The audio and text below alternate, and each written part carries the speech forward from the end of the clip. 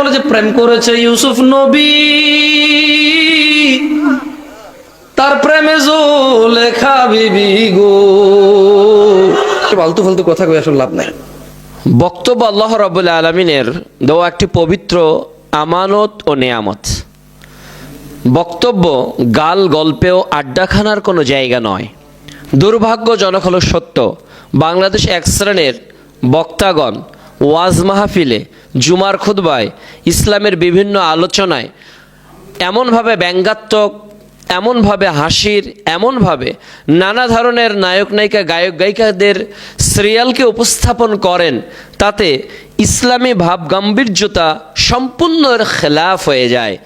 এই সকল বক্তাদের এমন আচরণ থেকে অবশ্যই দূরে থাকা উচিত।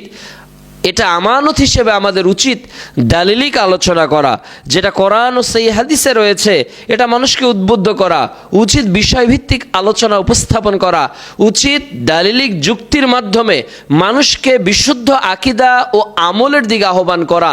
তা না করে যারা গালগল্প এবং মিথ্যার আশ্রয় নিচ্ছেন তাদের জন্য এতটুকুই বলবো যে রাসূলুল্লাহ সাল্লাল্লাহু আলাইহি ওয়াসাল্লাম বলেছেন, যে ব্যক্তি এমন কোনো কথা বলল যা আমি মুহাম্মদ সাল্লাল্লাহু আলাইহি ওয়াসাল্লাম বলিনি, ওমা কাআদাহু মিনান নার, সে যেন তার ঠিকানাকে জাহান্নামে করে নেয়। কাজে আপনার আলোচনায় যদি কোনো জাল হাদিস, জয়ীফ হাদিস, ইসলামের ইতিহাসকে বিকৃত করার কোনো তথ্য হয়, তাহলে দিনের এই আলোচনাটাই আপনার বিপদের কারণ হবে।